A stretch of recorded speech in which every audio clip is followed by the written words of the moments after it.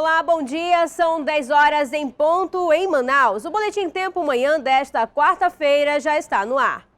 O prédio anexo do Hospital Adventista no Distrito Industrial Zona Sul desabou e 2 pessoas ficaram feridas. Quem traz as informações é a repórter Laila Pereira. Isso mesmo, o desabamento aconteceu pouco antes das 7 da manhã. O anexo fica ao lado da unidade de pediatria. Segundo uma testemunha que não quis se identificar, funcionários e pacientes ouviram um forte estrondo. Uma mãe e uma criança de cerca de 2 anos ficaram feridas. Parte de uma ala que fica perto do centro cirúrgico, que é uma ala de pediatria, eu acho que deve ter caído o forro ou parte do teto e atingiu uma mãe e uma criança que passavam pelo local, eu suponho. Depois disso, as enfermeiras não souberam de fato dizer o que tinha acontecido ainda, por conta do estrondo, também do pânico que causou.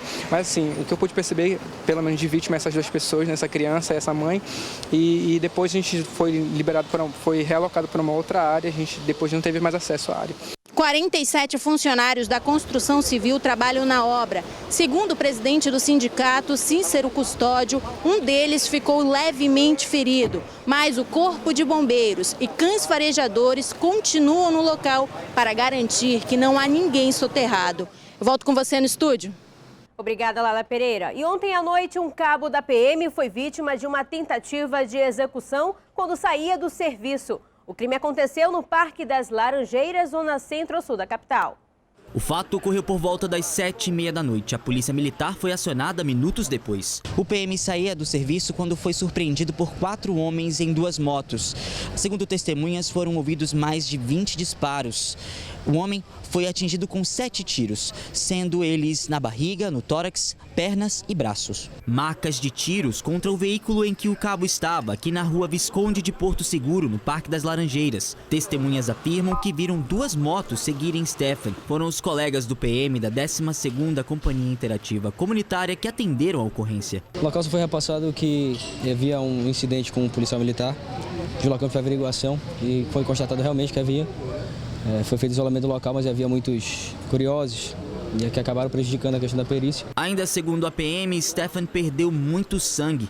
A assessoria de comunicação do Hospital 28 de Agosto informou que o cabo encontra-se em estado grave. Peritos da Polícia Civil e agentes da Delegacia Especializada em Homicídios e Sequestros também estiveram no local. As imagens do circuito de segurança instalados próximo ao local do crime já foram solicitadas pela Polícia Civil. Segundo o delegado do 12º DIP, a investigação será realizada pela Delegacia de Homicídios. A homicídio já foi acionada e irá assumir o caso.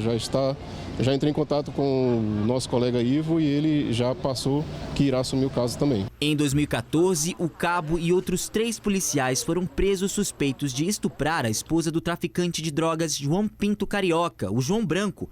Além deste crime, o cabo já respondia pelo homicídio de um despachante da Cooperativa de Transporte Urbano do Estado, em outubro de 2013. Ele aguardava o processo em liberdade. Um homem foi preso e um adolescente apreendido. Os 2 são suspeitos de envolvimento em um duplo homicídio no ramal do Pau Rosa em maio deste ano. José Raimundo Moreira foi preso em cumprimento ao mandado de prisão preventiva por homicídio qualificado no dia 8 de maio deste ano. O irmão dele, de 17 anos, também foi apreendido. Raimundo, o irmão dele, de 17 anos, e mais 3 suspeitos foram até a casa do casal Fagner de Souza e Antônia da Silva, no ramal do Pau Rosa. Fagner foi morto com 20 facadas. A mulher dele foi estuprada e, em seguida, afogada em um lago. O adolescente prestou depoimento na Delegacia de Atos Infracionais e foi liberado. Os outros envolvidos no crime já foram identificados pela polícia. O Raimundo, inclusive, deu detalhes de como tudo aconteceu, de maneira sórdida, de maneira que causa até repugnância da forma como tudo aconteceu em relação ao estupro da dona Antônia. O que chamou a atenção do delegado foi que uma criança presenciou o crime. Teve uma criança, que é o irmão da dona Antônia, inclusive uma testemunha-chave nesse caso, que presenciou a abordagem no momento em que o Fagner tomou algo em torno de 20 facadas ainda na porta da casa dele. Né? Então esse menor, inclusive, nos ajudou, né? E a gente vai poder fazer fez os reconhecimentos, né? Serviu na condição de testemunha e nos ajudou bastante. E, claro, nós vamos fazer os devidos encaminhamentos, né, para ele, para que ele possa ser assistido sem nenhum problema. José Raimundo vai responder por duplo homicídio qualificado desqualificado. Ele foi levado para a cadeia pública. A gente fala agora de um velho problema aqui da capital, as calçadas obstruídas. Em mais de 700 ruas de Manaus, o pedestre enfrenta dificuldades para passar.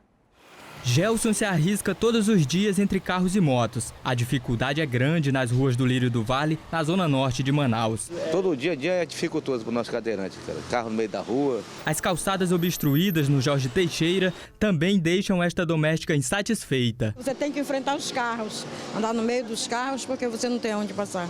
Na capital são 14 mil ruas cadastradas pela prefeitura. Este ano, 768 delas foram notificadas por estarem com calçadas obstruídas. Mercadorias, lixeiras, degraus que dificultam a circulação e calçadas estreitas estão entre os problemas encontrados nas ruas de Manaus. Até agosto deste ano, o Instituto Municipal de Planejamento Urbano multou 322 pessoas em decorrências de irregularidades encontradas nas calçadas. O problema é que o próprio órgão reconhece que as multas não fazem efeitos. A multa ela não é exagerada, é até um debate se o fato dela não ser tão alta termina favorecendo a continuidade da irregularidade, né?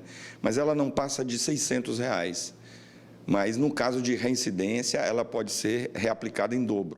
A lei que trata do licenciamento e fiscalização de atividades em estabelecimentos e logradouros determina que o mínimo de largura nas ruas seja de 1,5 m. Milton é cego e a dificuldade dele em caminhar ou atravessar as ruas do bairro Alvorada é cada dia maior. As calçadas elas têm um desnível muito alto, às vezes o pessoal instala lixeiras próximo, por exemplo, ao local onde se passa, não tem as rampas. E muitas vezes as calçadas são quebradas. Quando eles andam com aquelas varetas de identificação, ainda param para eles atravessar. Mas quando não andam, eles passam e carro quase atropelam eles. Eu tenho que atravessar vários deles, todos os dias aí. A CEMUSP possui o número 161 para denúncias de quem faz uso irregular das calçadas e impede o direito de ir e vir do cidadão. Decisão judicial favorável a um pagamento de insalubridade pelo excesso de calor a um cobrador de ônibus de Manaus pode favorecer outros trabalhadores da mesma categoria na capital. Tá quente, muito quente. Dá pra fazer mais nada com esse calor.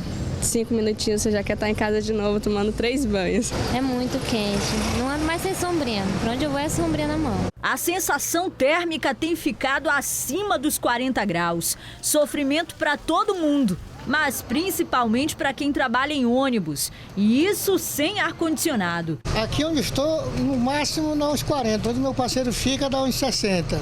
Fica muito quente. Quente demais. Chega no fim do dia... No fim do dia tá morto. A coisa tá tão quente que o Sindicato dos Cobradores de Ônibus aqui de Manaus resolveu entrar na justiça com uma ação coletiva. A categoria pede uma indenização por insalubridade, ou seja, um aumento de salário por ter que trabalhar nesse calorão. A gente, quando está dentro da nossa razão, a gente tem que ir atrás para ganhar, entendeu? Ninguém pode ir atrás para perder. Se é uma razão, um direito adquirido, então a gente vai brigar. A ideia veio depois que Cícero conseguiu na justiça o direito a 20% a mais no salário. Mas no caso dele, a empresa o demitiu assim que ele entrou com a ação. Me mandaram eu embora por causa da justiça. Por causa que eu fui procurar meus direitos na justiça. Isso daí é direito nosso. A empresa Autolíder, para a qual Cícero trabalhava, não quis informar o motivo da demissão dele. Mesmo assim, deve prevalecer a decisão do juiz. O cobrador vai receber 20% do salário que ganhava, retroativo ao período que ficou empregado, por quase 2 anos. A insalubridade, ela decorre dos males à saúde que aquela condição de trabalho vai ocasionar ao empregado. São 10h10, o Boletim Tempo Manhã termina aqui. Outras informações você acompanha daqui a pouco, às 10h50, no programa Agora. Um ótimo dia para você, até amanhã.